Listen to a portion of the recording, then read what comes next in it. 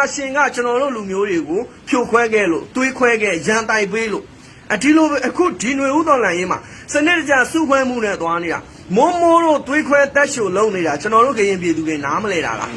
နော်ခင်ဗျားတို့ထက်ကွဲချင်သေးတာလားခင်ဗျားတို့အချင်းချင်းထပ်ပြီးတော့မှပြန်ပြီးတက်ဖြတ်ကြဖမ်းဆီးကြတာခင်ဗျားတို့ဖြစ်ချင်တာလားနော်ခင်ဗျားတို့အတွေ့အကြုံမယူတတ်တာလားနော်ဒီချိန်မှာဘာလုပ်ရမလဲဆိုတာခင်ဗျားတို့မသိတာလားနော်မိုးတို့လုံးနေတာတွေမှန်လားကျွန်တော်တို့ကရင်ပြည်နယ်ကိုကောင်းစားစေချင်တယ်လွတ်မြောက်စေချင်တယ်ကရင်ကောင်းဆောင်တချို့အကျင့်ပြတ်ခြားစားမှုတွေနော်ပြောင်းလဲစေချင်တယ်ကောင်းတဲ့ကောင်းဆောင်တွေဥဆောင်နိုင်စွမ်းရှိတဲ့ကောင်းဆောင်တွေခန့်အပ်ချင်တာဆိုမိုးတို့လိုမျိုးနော် KNU ကိုတိုက်မယ် KNU ကောင်းဆောင်ဘယ်ကောင်းဆောင်ကလူတက်သမားဘယ်ကောင်းဆောင်ကမရင်းသမားအဲ့လိုပြောနေတာကိုလူမျိုးကိုတိတ်ခါချတာကိုပြည်နယ်ကိုတိတ်ဒီစစ်ဖက်နှက်အောက်ကမလွတ်အောင်တွတ်သွင်းနေတယ်ဆိုတာခင်ဗျားတို့မသိရလားနော်ခင်ဗျားတို့လူလူတရားလုံးလောက်ရမယ့်နီလန်ရှိတယ်ဘယ်ကရင်ကောင်းဆောင်မကောင်းလဲလူလူတရားလုံးတက်ညီလန်းညီငိမ့်ချမ်းတဲ့နီလန်နဲ့တောင်းဆိုအာနာရှင်မဟုတ်ဘူးကိုလူမျိုးကိုကောင်းဆောင်ပဲနော် KNU ဘယ်ကောင်းဆောင်ကတော့ပြည်သူလူထုမကြိုက်ပါဘူးပြောင်းလဲပေးပါဖွဲ့စည်းပေးပါဟုတ်လားပြန်လဲခန့်အပ်ပေးပါဒါမျိုးငိမ့်ချမ်းတဲ့နီနဲ့တောင်းဆိုမိုးဆိုလဲဒီတိုင်းပဲကရင်လူထုလည်းထောက်ခံသူရှိရင်နော်သူ့အနေထားနဲ့လူထုဝင်းရံထားတာရှိတဲ့အတွက်စနစ်တကျတာတောင်းဆိုမယ်စနစ်တကျတာပြောင်းလဲမှုကိုဖော်ဆောင်နိုင်မယ်ဆိုရင်အများကြီးလုံးနိုင်တယ်ဗျာနော်အများကြီးစွမ်းဆောင်နိုင်တယ်ဒါပေမဲ့အဲ့လိုမဟုတ်ဘဲနဲ့မှအချင်းချင်းတတ်မယ်ဖြတ်မယ်တိုက်မယ်ခိုက်မယ်ဒါပဲကြွေးကြော်နေတာနော်ဖြစ်တင်လာပေါ့မိုးအနေနဲ့တကယ်တမ်းကရင်လူမျိုးပေါ်မှာတစ္ဆာရှိတယ်ကရင်လူမျိုးတွေကောင်းစားစေချင်တယ်ကရင်ပြည်နယ်လွတ်မြောက်စေချင်တယ်ဆိုနော်သူ့ကိုလူလူထောက်ခံမှုကိုကောင်းကြီးအတုံးချဖို့နော်ကောင်းလူထုထောက်ခံမှုရထားတဲ့အတွက်ကောင်းကြီးမှန်ကန်တဲ့နီလန်းနဲ့အသုံးချဖို့နော်ကရင်ဘယ်ကောင်းဆောင်ကတော့ငါတို့လူထုတွေလက်မခံပါဘူးပြောင်းလဲပေးပါဘာညာညံ့ညံ့တဲ့နီနဲ့လုံးဝမှာလေနော်အတက်မယ်ဖြတ်မယ်တိုက်မယ်ခိုက်မယ်ဆိုတာကြီးကအာနာရှင်ကြိုက်ပေါ့ခြာစမ်းမှာလှုပ်စမ်းမှာအာနာရှင်ကဟားတိုက်ပြီးကြီးတယ်လေနော်ခင်ဗျားတို့ကဒါအားပါးတရားကြီးလိုက်အားပေးအခုကရင်ယူတိုက်နေတာနော်ဒီတော်လန်ရေးမှာလက်ရှိစင်ရေးအချိန်မြင့်တင်ပြီနော်ဒါဒီနေရာမှာမိုးတို့ဘာလို့ပူအောင်ပါဝင်ခြင်းမရှိလဲနော်ဒေတာလိုက် KNU ကျွန်တော်တို့ကရင်ပြည်နယ်တပ်မှ9ခုနော်အခု10ခု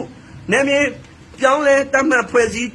ထားနိုင်တယ်စုံမိုးထားနိုင်တယ်ကျွန်တော်တို့ PDF အမြောက်များတွေတင်တန်းပို့ချမွေးထုတ်ပေးတယ်နော်ဒီတော်လန်ရေးမှာသူဒီ KNU ရဲ့လုံဆောင်ချက်တွေအရေးကြီးတဲ့အခန်းကဏ္ဍမှာပါတယ်လို့ကျွန်တော်တို့ MUG ရဲ့နော်တဝက်နီးပါးလောက်ဝန်ကြီးတွေက KNU နယ်မြေမှာနေတာဖြစ်တယ်ဒီကနေပြီးပါဒီအာဏာရှင်ပြုတ်ကျရေးကိုတောလှန်နေတာဖြစ်တယ်ဒီကနေပြီးတော့မှနိုင်ငံရေးစစ်ရေးကိုဆောင်ရွက်နေတာဖြစ်တယ်နော် KNU တာဒီတော်လန်ရေးမှာအာဏာရှင်နဲ့အကျိုးသူစီးပွားတွေအာဏာ MCA ကြောင့်မလုံးမလုပ်ဘူးဆိုရင်ကျွန်တော်တို့ MUG ဝန်ကြီးဌာနအသီးသီးကတဝက်နီးပါးလောက်နာမည်ကြီးတဲ့ celebrity တွေနာမည်ကြီးတဲ့နော်ကျွန်တော်တို့အမှုပညာသမားတွေလွတ်မြောက်နယ်မြေခုံလုံးလားအကုန်လုံး KNU လက်ထဲမှာနော်ဒါနဲ့အခုလက်ရှိတော်လန်ရေးမှာအရေးပါတဲ့အခန်းကဏ္ဍကနေအာကျိုးမှန်တဲ့လုံဆောင်နေနိုင်တာKNU ရဲ့ကျေးဇူးကြောင့်မဟုတ်ဘူးလားနော်အခုကိုပေါက်တို့ဆိုတာ KNU နယ်မြေထဲမှာဖြစ်တယ် KNU လက်ထဲမှာနော်ကျွန်တော် MUG ဝန်ကြီးဌာနကကျွန်တော်ကာကွယ်ရေးဝန်ကြီးနော်ဘာညာဝန်ကြီးအသီးသီးကျွန်တော်တို့လက်ရှိ KNU နယ်မြေထဲမှာ KNU လက်ထဲမှာဖြစ်တယ်ကျွန်တော်တို့ခေတ်သစ်သတင်းဌာနကသတင်းတာဝန်ရှိတဲ့သတင်းမီဒီယာတွေသတင်းတောက်တွေ KNU နယ်မြေထဲမှာအမြောက်များဗျာကျွန်တော်တို့ဒေတာအလိုက်အညာစကိုင်းမန္တလေးရန်ကုန် UG မြို့ပေါ်ပျောက်ကြားဒေတာအလိုက် PDF အမြောက်များ KNU မှာတင်တန်းလာတက်တယ်နော်စစ်ပညာစုံတဲ့အခါမှာကိုဒေတာကိုပြန်တယ် PDF အဖွဲ့အစည်းတွေဖွဲ့စည်းတည်ဆောက်ကြတယ်နော်ဒီလိုလုံးဆောင်ချက်တွေကအရေးမပါဘူးလားမကောင်းဘူးလားပေါ့နော်ကျွန်တော်တို့တိုက်ခိုက်ဖို့လောက်ပဲတည်တာလားတော်လန်ရင်းမှာဘလို့ခန်းကဏ္ဍကပါဝင်နေပြီးစနစ်တကျသွားနေလဲဆိုတာကိုနားမလည်နိုင်ကြတာလားပေါ့ကရင်ပြည်သူတွေအနေနဲ့မိုးတို့အနေနဲ့KTAA ကော်တူလင်းအာမီအနေနဲ့အာနာရှင်မြင့်ပြတ်ရေးတာအချိန်မုံသွားမယ်လူထုတာတစ္ဆာခံတယ်ဆိုရင်ကျွန်တော်မှရှိတဲ့အင်အားလေးမဆိုတလောက်100 200လောက်နဲ့ပဲဖြစ်နိုင်မလားနော်ပြင်းတဲ့တစ်ခုမှဥဆောင်ဖို့အတွက်ကျွန်တော်တို့အခုကော်တူလင်းအာမီ KTAA ကကရင်ပြည်နယ်ဥဆောင်ပြီး PDF တွေနဲ့တိုက်မှာဆိုစနစ်တကျလေ့ကျင့်တင်ကြားဖွဲ့စည်းပေးထားတဲ့ PDF တွေအမြောက်များရှိရမယ်စနစ်တကျဝယ်ယူစုဆောင်းထားတဲ့လက်နက်တွေအမြောက်များရှိရမယ်နော်ကျွန်တော်တို့ MUG နဲ့ပူးပေါင်းဆောင်ရွက်တဲ့ရေရှည်စည်ရင်ပလန်ရှိရမယ်ဒါမျိုးတွေဘာမှမရှိဘဲနဲ့မှ ခိုင်းစသားတွေလို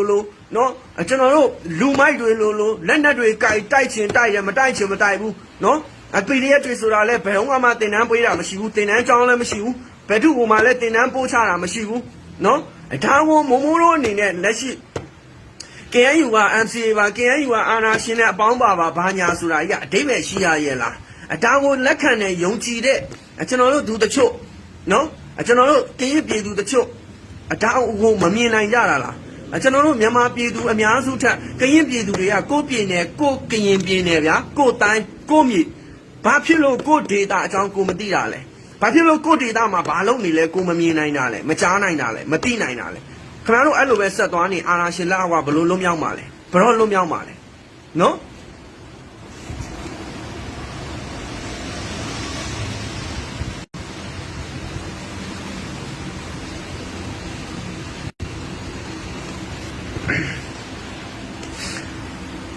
်ကျွန်တော်တို့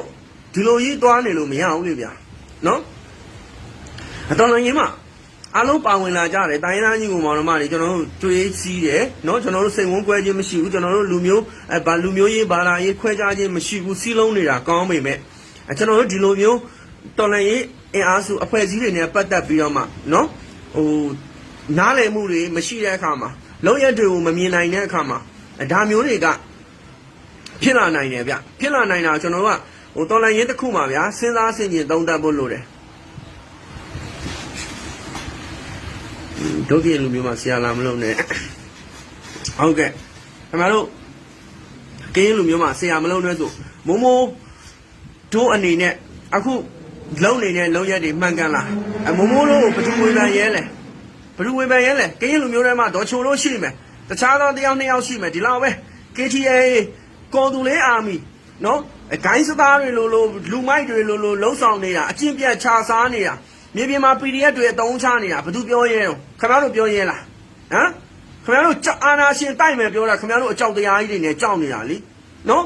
ခင်ဗျားတို့အဲ့လိုကြောက်နေပြီးတော့မှအာနာရှင်မတိုက်နဲ့မရဘူးခင်ဗျားတို့မှအကြောက်တရားတွေမရှိမထွက်သေးဘူးနော်ပြောလေခင်ဗျားတို့ပြောလေနော်ခင်ဗျားတို့မပြောရဲဘူးမထောက်ပြရဲဘူးနော်ဒီတိုင်းသွားရင်ကောင်းပါတယ်အဲ့ပြောတယ်ချပြတယ်ကျွန်တော်တို့ဒီနေရာမှာကရင်လူထုတွေအနေနဲ့ကျွန်တော်တို့ပြောတာလက်ခံတဲ့သူရှိမယ်လက်မခံတဲ့သူရှိမယ်လက်မခံတဲ့သူအားကောင်းလာရင်တော့ကောင်းပါတယ်သွားပါအဓိကတော့ကျွန်တော်တို့တခြားသောမြန်မာပြည်သူတွေမှန်ကန်တဲ့နီးလန်းနဲ့မှန်ကန်တဲ့လမ်းကြောင်းနဲ့သွားနိုင်ဖို့အတွက်ဒါကျွန်တော်တို့ပြောတာအထောက်အကူဖြစ်သွားနိုင်မယ်နော်ခင်ဗျားတို့တွေအနေနဲ့ဒီချိန်ထိအမြင်တွေနော်မပွင့်ကြသေးဘူးနားမလည်နိုင်သေးဘူး KNU နဲ့ပတ်သက်ပြီးနားမလည်ကြသေးဘူးလက်ရှိတောင်ပိုင်းမှာစစ်ရေးလှုပ်ရှားမှုတွေကိုမမြင်နိုင်ဘူးနိုင်ငံရေးလမ်းကြောင်းတိုင်းအရာနော်ဖော်ဆောင်နေမှုတွေကိုနားမလည်နိုင်ဘူးဒီမိုးတို့လိုမျိုးဇယိုင်မျိုးတွေကိုတော့အားပေးထောက်ခံနေတော့ကောင်းပါတယ်နော်ခင်ဗျားတို့တနေ့တစ်ချိန်တော့ဖြစ်လာအောင်ပါနော်အဲ့ချိန်ကျရင်တော့ဟိုလူကသွေးလာခွဲသွားလို့ဒီလူကသွေးလာခွဲသွားလို့ဟိုလူကြောင့်ဒီလူကြောင့်လို့တော့ပုံမချနဲ့နော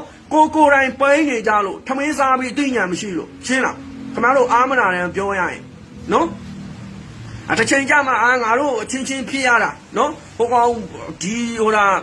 းဖို့ကြားဖဲကြီးလို့တတိုက်လို့ပေါ့နော်ငါတို့ဘသူဆဲမိတာဟိုလူဆဲခိုင်းလို့ဟိုလူသွေးထိုးလို့ငါဆဲထက်လိုက်ရထမင်းစားပြီးအမွေမွေးလာသိညာမရှိဘူးလားအောက်တန်းစားခွေးတွေလေရှူတိုက်တိုင်းကြိုက်တာနော်ကိုခွေးဖြစ်လို့ဖြစ်သွားမှမသိဘူးအဲ့လိုဖြစ်နေနော်ရှူတိုက်တိုင်းကြိုက်နောက်တစ်ချိန်ကျမှသူများသွေးခွဲလို့သူများကြောင့်ဟိုလူကြောင့်ပုံမချနဲ့ဒီတော့ပွင့်လင်းမြင်သာနေတဲ့ခေတ်မှာ KNU ရဲ့လှုံ့ဆော်ချက်တွေဒီလောက်ခင်ဗျားတို့ဂုံယူစရာကောင်းနေတာခင်ဗျားတို့မမြင်နိုင်ရင်ကောင်းပါလေနော်ခင်ဗျားတို့စာလုံးတို့မိုးတို့ဘိုးအခီးတို့လိုမျိုးလောက်ပါဝင်းရံမှာအားပေးပါနောက်ခင်ဗျားတို့တနေ့တစ်ချိန်ဖြစ်မလာရင်တော့ခင်ဗျားတို့ကို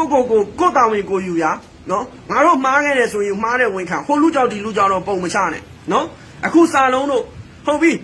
မြေပြင်မှာစစ်တိုက်ဒီຫນွေဦးတော်လန်ကြီးကစစ်တိုက်တာတခုတည်းမရဘူးလူမျိုးစုတစုမှဥဆောင်ပြီးတော့မှလွတ်ဒီအာနာရှင်လက်အောက်လွတ်မြောက်ရေးသွားဖို့ဖယ်ရယ်ပြည်တော်စုကိုတွားနိုင်ဖို့အတွက်နော်စစ်တိုက်တာတခုတည်းမရဘူးစစ်တိုက်တက်ရုံနဲ့မရဘူးစစ်ရေးအသွေးခေါ်စစ်ရေးအမြင်စစ်ရေးအယူဆဘယ်လောက်ရှိတော့ဘယ်လောက်ကျွမ်းကျင်ပိုင်နိုင်တော့နိုင်ငံရေးအသွေးခေါ်နိုင်ငံရေးအယူဆ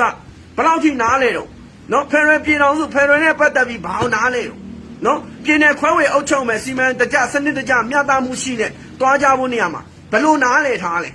ကျွန်တော်တို့တိုက်နေတာတခုတည်းဒီတော်လန်ရေးမှာဥဆောင်လို့မရဘူးနော်ခဏတော့နားလဲလားဒီစာလုံးတို့အခီးတို့မိုးတို့ကရင်ပြည်သူလူထုကိုစားဥဆောင်မလား နိုင်ငံရေးဘယ်လောက်နားလဲဖက်ဒရယ်ပြည်ထောင်စုဆိုတာဘာလဲဖက်ဒရယ်ဒီမိုကရေစီဆိုတာဘာလို့နော်ပြည်နယ်အုပ်ချုပ်ရေးစနစ်ကဘာလို့နော်နားလေလားသိကြရဲ့လားတက်ကြရဲ့လားဟမ်လိုင်းပေါ်မှာလူတိုက်ခိုက်ဒီလူတိုက်ခိုက်အလူခံဒီလောက်တစ်ခုတည်းမြေပြင်မှာဂိုင်းစသားတွေလိုလူမိုက်အဖွဲ့အစည်းတွေလိုနော်အုပ်စုလိုက်လက်နက်တကားကားနဲ့ဒီလောက်နဲ့အာနာရှင်ကိုအပြုတ်တိုက်ဖို့အာနာရှင်လက်အောက်ကလွတ်မြောက်ဖို့ဆိုတာမဖြစ်နိုင်ဘူးဆိုတာခင်ဗျားတို့နားမလဲဘူးလား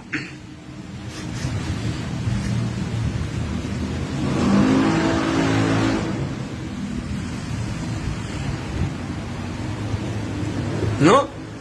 အဲ့တူနေရဗျအခုစာလုံးလို့ဆိုမူးယူတောက်စားနေတာလွယ်ဘာမှနားမလဲဘူးနော်ဘိုးအခီးတို့ဆိုကြည့်လိုက်ညံမကြက်မပြည့်သလိုပဲနော်ဒီထဲက PDF တွေကျွန်တော်တို့ပညာတတ်လေးတွေနော်အတွဲခေါ်ရှိအမျော်မြင်ရှိတဲ့လူငယ်တွေမမြင်ဘူးလားကိုယ့်ကိုဥဆောင်နေတဲ့လူတွေကဇယိုက်ဇတိကောင်းလားမကောင်းလားကြက်ပြေလားမပြေလားမတွေ့ဘူးလားဘာလို့မထွက်တာဘာလို့လုံနေကြတာနော်ကိုဒါဟိုနားတိုက်လိုက်ဒီနားတိုက်လိုက်ပြောတာတတိဆိုတာဘာမှမသိဘူးစစ်ရေးအမြင်ဆိုဘာမှမသိဘူးစစ်တိုက်ရတယ်ဆိုတာဘာမှမသိဘူးနော်နှစ်ပေါင်း60 90တနက်ကင်တာကြီးကိုခင်ဗျားတို့တွားပြီးတော့မှဟိုဒါတွားပြီးကိုးကွယ်မနေနဲ့မှန်ကန်တဲ့ခေါင်းဆောင်တွေရှိသလိုအဲ့လိုစာလုံးတို့အခီးတို့လိုမျိုးကဘာမှသုံးမဝင်ဘူးဘာမှနားမလဲဘူးနော်နှစ်ပေါင်း60 90လက်နက်ကင်လာတာတို့လည်းမဟုတ်ဘူးနော်ကျွန်တော်တို့ကိုထက်အရင်ဝါရင်နဲ့ဆိုပြီးကိုမကိုးကွယ်နေနဲ့နော်မကိုးကွယ်နေတဲ့စာလုံးတို့ကိုးကွယ်နေတဲ့လူတွေဘယ်နားမှာဘာစာလုံးဘာတိုက်တတ်တော့တစ်ချက်ပြောဘွယ်စင်းဝါတို့ဗိုလ်တာဘောတို့လို့စစ်တခါတိုက်မယ်ဆိုကျွန်တော်တို့ဘယ်လိုလုပ်ရမလဲရဲဘော်တွေဘယ်လိုကင်းမုံဝဲရဲဘော်တွေဘယ်လိုကာကင်းယူရန်သူတက်လာမဲ့လမ်းကြောင်းမှာနော်ဘယ်ချိန်ဘယ်ခါရောက်မယ်ဘယ်လိုတတိနဲ့နေဘယ်လိုကာကင်းယူထားနော်ကျွန်တော်တို့ပိ20กว่า2ယောက်ဘယ်လိုကင်းမုံယူထားနော်ရန်သူတက်လာရင်ဘယ်လိုတိုက်ခိုင်းရမယ်ကျွန်တော်တို့လက်နက်ကြီးပစ်ကူမဲ့အကွာဝေးဘယ်လောက်မှရှိတယ်နော်စနစ်တကျဒါမျိုးတွေရှိဘူးတော့လူမိုက်တွေလိုပဲတွားအုပ်စုလိုက်တိုက်ပြေးဒီနေရာမှာ PDF တွေမတနာဘူးလားနော်ဒါတော့အာနာရန်သူကိုပေါ့လေးမတွန်းနဲ့လေစစ်ပညာတွေတင်ထားပြီးတော့မှနှစ်ပေါင်း60 90စစ်တပ်ကြီးအကျန်းဖတ်စစ်တပ်ကြီးနော်ရန်သူငါတို့တိုက်တနတ်တွေနဲ့ပြစ်တာထိရင်သေးတယ်ပြန်လည်းမရှင်ဘူးနော်ကိုယ့်ဘက်ကရန်သူထက်တာလွန်နေတဲ့စနစ်တကျသွားနိုင်မှာအမိန့်နာခံမှုရှိမှာနော်တသွေးတမန်တတန်တမိတ်ထဲအိမ်မွေးခွေးတွေနဲ့မရိန်းတက်ကိုအကျန်းဖတ်တက်ကိုနိုင်ဖို့ပါကိုယ့်ဘက်ကလည်းစနစ်တကျအမိန့်နာခံမှုရှိရမယ်နော်ဖယုံဖယဲနဲ့ဗျာအမင်းကအမိန့်လာပေးအောင်ငါတို့အာနာရှင်တိုက်တာအာနာရှင်လာမဆန်နဲ့မလိုက်နာနိုင်ဘူးဒါမျိုးနော်ကျွန်တော်တာမန်လူတွေမဟုတ်ဘူးလေမြေပြင်မှာသူ့နေရာနဲ့သူ့နေရာနားလည်မှုရှိရမယ်နာခံမှုရှိရမယ်လေဒါမျိုးမရှိဘူးတချို့ကောင်တွေမှာတချို့ဖွဲ့ကြီးတွေမှာနော်မင်းလည်းပြည်ရငါလည်းပြည်ရမင်းလည်းရဲဘော်ငါလည်းရဲဘော်နော်အာနာရှင်လွတ်မြောက်ရေးတိုက်နေတာအာနာရှင်မဆန်နဲ့ငါ့အမိတ်မပေးနဲ့မလုပ်ဘူးဒါမျိုးတွေနော်ဒါကြောင့်မို့ကျွန်တော်လူတို့ကိုတိုက်တွန်းနေတာမှန်ကန်တဲ့အဖွဲ့အစည်းတွေစနစ်တကျအဖွဲ့အစည်းတည်ဆောက်ထားတဲ့အဖွဲ့အစည်းတွေကိုကျွန်တော်တို့အနာဂတ်ကိုဖော်ဆောင်ပေးနိုင်မဲ့အလားအလာရှိတဲ့နော်ဖွဲ့စည်းတည်ဆောက်ထားတဲ့ကျွန်တော်တို့ MUG ဝန်ကြီးဌာနကနေပြီးမှဖွဲ့စည်းထားတဲ့ PDF တွေနော်ကျွန်တော်တို့ ERO MUG MOD ဝန်ကြီးဌာနပေါင်းစည်းပြီးမှဖွဲ့စည်းထားတဲ့စစ်ကြောင်းတွေစစ်စင်ရေးတွေ PDF တိုင်ရင်တက်ခွဲတွေတက်စုတွေဒါတွေကိုကျွန်တော်တို့အနာဂတ်အတွက်လှုပ်ဆောင်ပေးနိုင်မှာဖြစ်တယ်ဒါတွေကိုကျွန်တော်တို့အဓိကအာယုံစိုက်ပံ့ပိုးကြဖို့ကျွန်တော်အနေနဲ့တိုက်တွန်းနေတာကျန်တာတွေကမမျော်လင့်ပါနဲ့နော်